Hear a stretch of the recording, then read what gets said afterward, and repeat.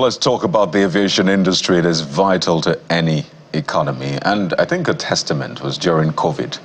Yeah, remember what happened during COVID and how literally crippled economies that were relying on business, tourism, but the aviation sector principally. So this morning, we're zooming in on Nigeria's aviation sector. There's been a lot of talk around that sector, and these talks have raised concerns. You may have seen memos flying around, back and forth, replies here and there.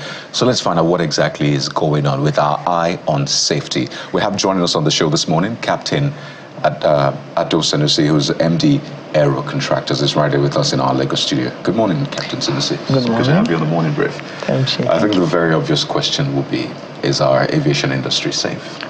Well, it is safe, but of course we have some challenges affecting the aviation industry, which you mentioned right from COVID-19 period.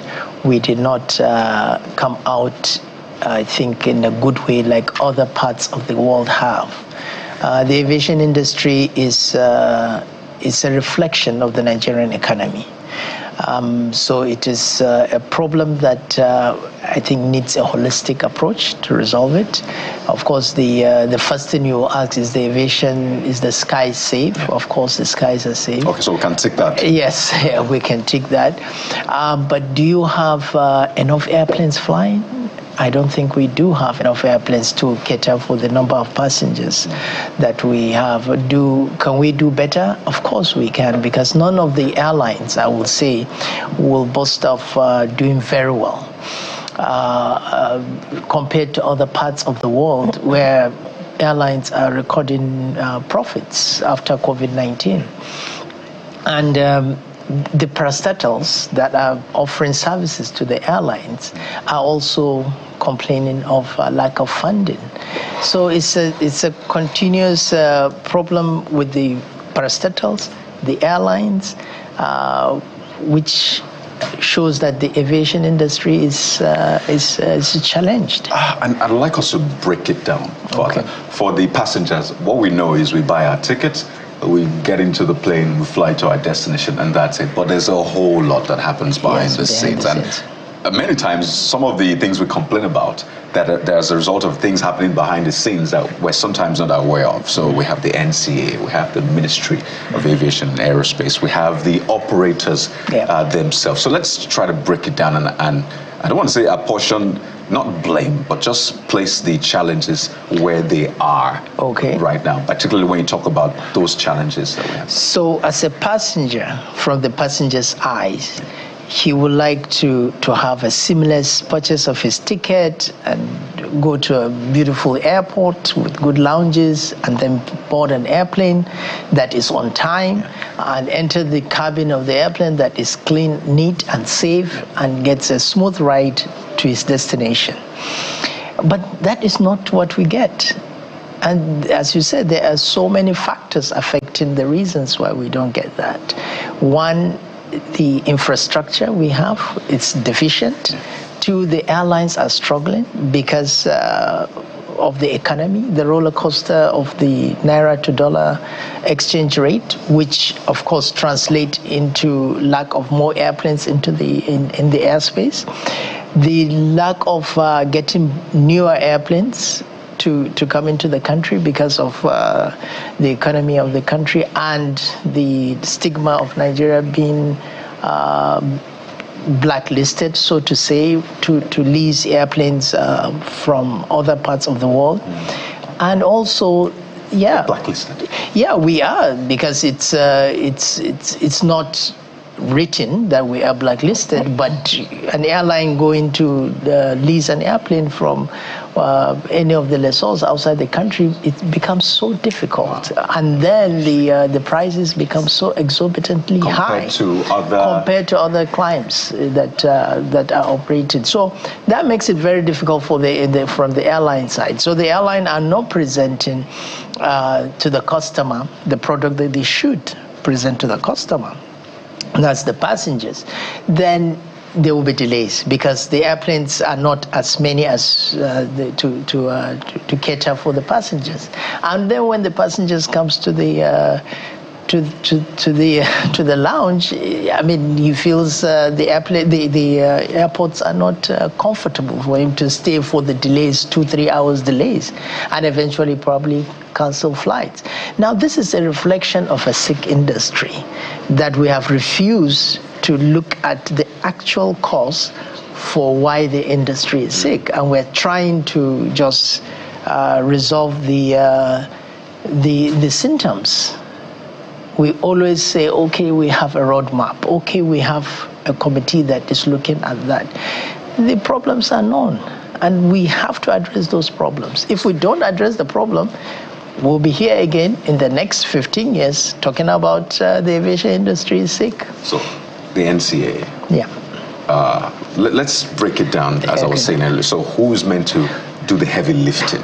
The minister, the NCAA, who's doing the heavy? Okay, so when you look at NCAA, it's saddled with the responsibility of safety oversight, which is extremely critical in aviation industry. It is extremely, if you don't get the Nigerian Civil Aviation Authority right, you got it all wrong. So the NCAA has a critical job of safety oversight. Now, are they doing it effectively? Are they well funded?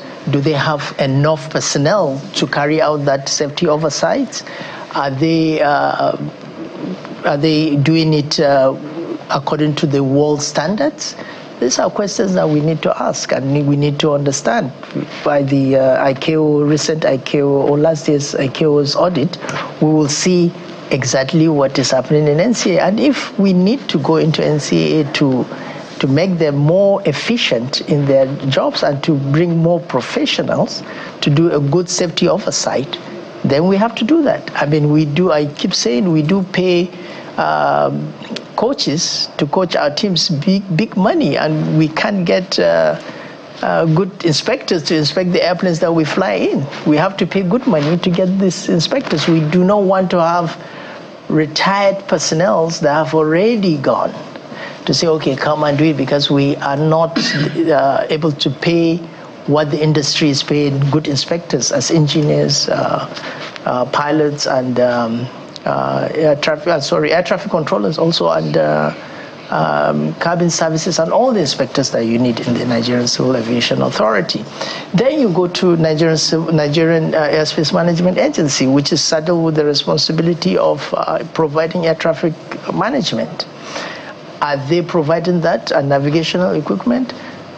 Is there any deficient in their surveillance? Of course there is. Do they need funding? Yes. So you see, if you look at NIMET and other parts of the parastatals, yes, there is one thing that they are all crying for, which is funding. And they depend on the airlines to fund them. Now the airlines are crying, oh, we are not even able to get airplanes, and we are still taxed. So the airlines are heavily taxed to fund the parastatals, which the airlines are also dying. And so they are transferring their financial burdens to the parastatals. The parastatals that are supposed to provide services to these airlines cannot, because they are not well funded, because the airlines are sick. And we expect to have a vibrant aviation industry. It's not possible. We must break the cycle.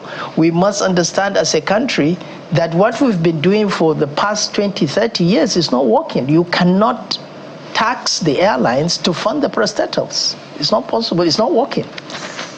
Well, Captain, besides the need for efficient service delivery, which is the work that the airlines and all of the regulatory agencies have to, carry out, I'm interested in following up on your safety assessment of the airspace. I wonder if it factored in the many air incidents that we've recorded of aircraft skidding off the runway. We even had an incident some months back of a single-engine aircraft landing on the streets of Ikeja. So I wonder if your assessment of safety factored in all of that, because besides the customer buying a ticket and expecting efficient service delivery, no delays and all of that, the customer is also buying safety, which is the ultimate. I land at my destination. So I'd like you to speak to that. Yeah, of course, the safety is critical. What airlines are selling is safety and speed. Because if I buy my ticket going to Abuja, I intend to be there in 1 hour, and I also intend to be there safely. Alive, and not inside the bush, outside the runway or something, but alive, intact. The issues of overruns and runway excursions and all that, it's something that the investigators are investigating, but it's something that translates into an industry that is challenged. But it doesn't mean that the entire aviation industry is not safe.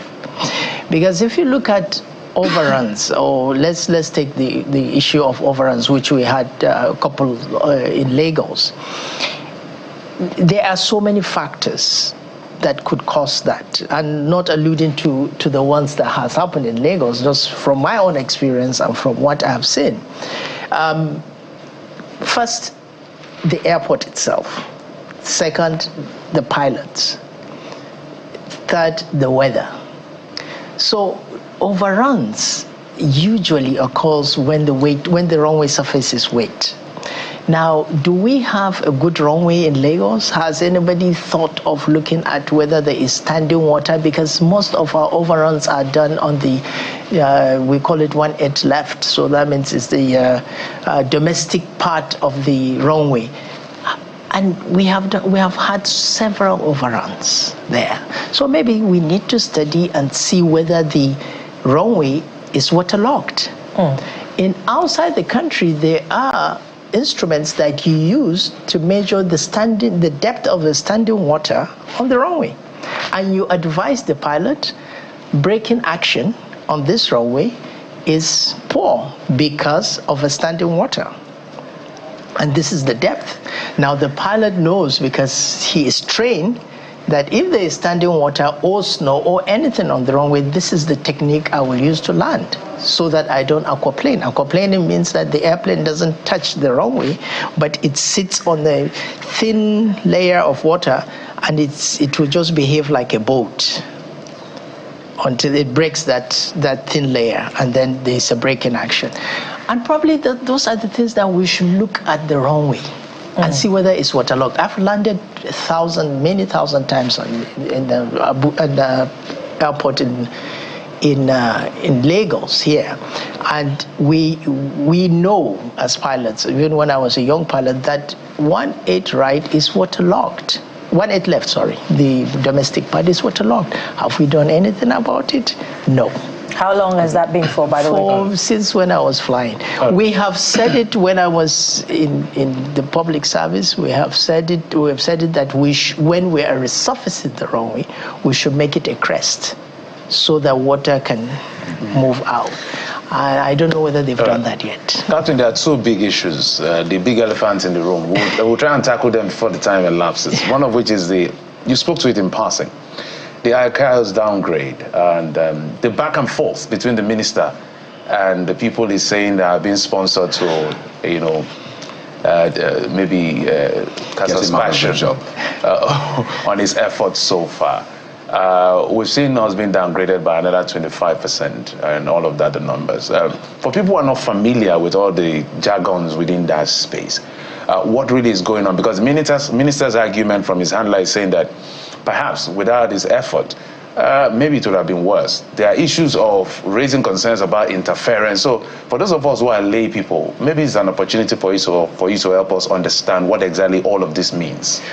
Well, the audit, that is the ICAO's audit, they call it the Universal Safety Oversight Audit and Universal Safety Security Oversight Audit.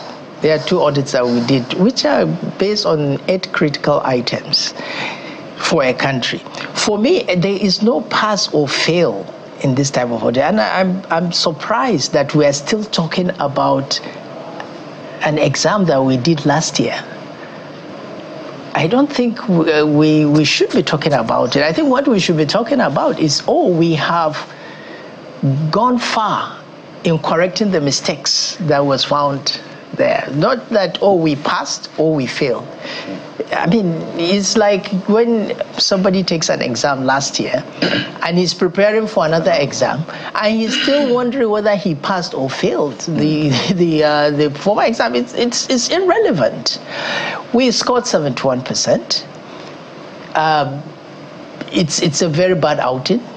For all I care, for me, it's a very, very bad outing. Why? Because in aviation, you want 100%. You said that you want to reach your destination safely. So none of those critical items, you shouldn't score 100.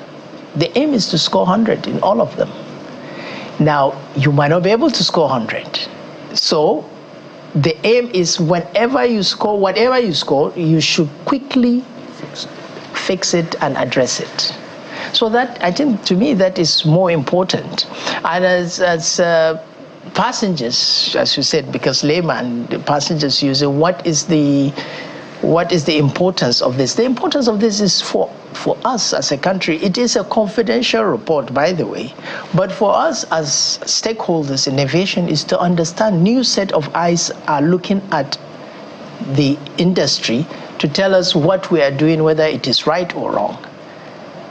Now, I don't need a fresh set of eyes to tell me that what we've been doing for the past 20, 25 years is wrong, because we could see the result, a sick industry.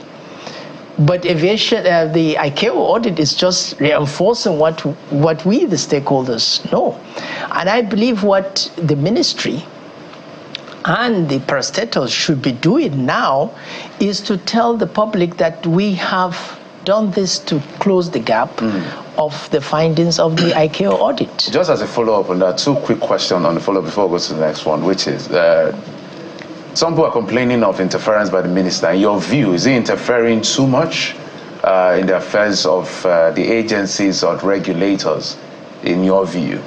In my view, you see, the agencies are saddled with a responsibility by the Act establishing these agencies. The Act establishing Nigerian Civil Aviation Authority states that they are for safety oversight.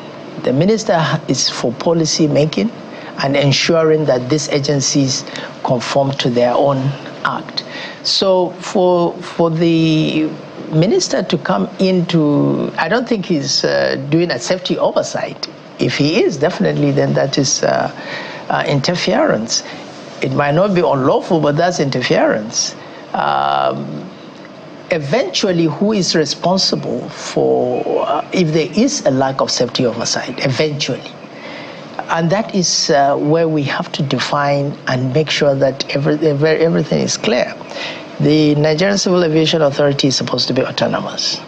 It's supposed to, the DG, Civil Aviation Authority, the DGCA, is supposed to be tenured and also confirmed by the Senate. So it's just like Central Bank or any other Director General for that matter, as enshrined in the Constitution. But if there is a lack of doing what he's supposed to do, who calls him to order? Right. I think those are the questions that we need to answer, and we need to look at what ICAO says. And this question's at the heart of the safety of the aviation sector. You said it's meant to be confidential, by the way. Yes. So ICAO gives the results to who now?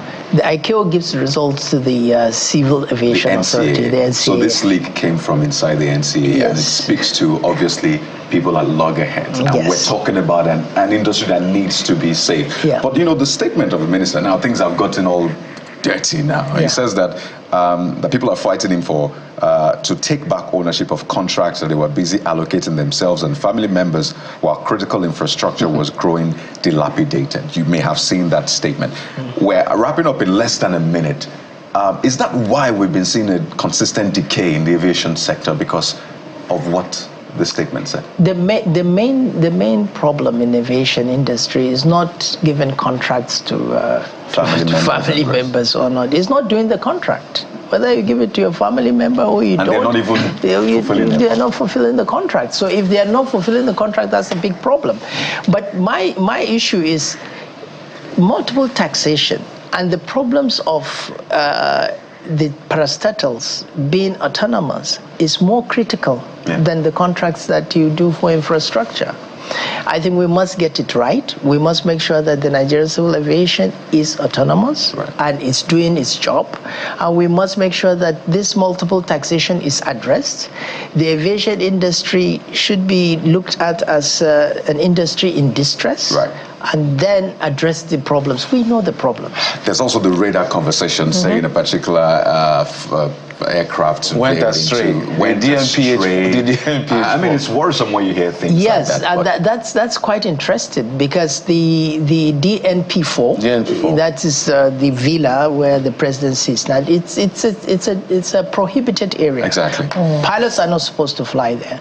So it's two, and I heard that there are 2 airplanes that did that. Yeah, 2 strays. In 2 weeks. In 2 weeks, this thing happens. I mean, you see, this one is the pilot and the air traffic controller. And it's amazing that nothing has happened to anybody. So far. Yes. Well, we have to anchor at this point. We're glad we raised this issue. We'll be speaking with Captain Sanusi, who is the MD Aero Contractors. Thank you so much for your time and for the assurance. But we hope that when we take that exam, how many months now? I believe in the next maybe 6 months or so, or less. This time around, right? Better. We should do better. Thank you so much for your time. And just before we quickly go, we have just a quick update on rivers. This time around, we hear that the screening is over very quickly, and Governor Simlai Fubara is about to swear in the new 23 caretaker committee chairman for all the local government areas in Rivers State. There you have it, pictures there from the Rivers Government House, where the Oko Jumbo-led assembly has screened the 23 caretaker committee chairman. And that sums it up. Also. Oh, yes.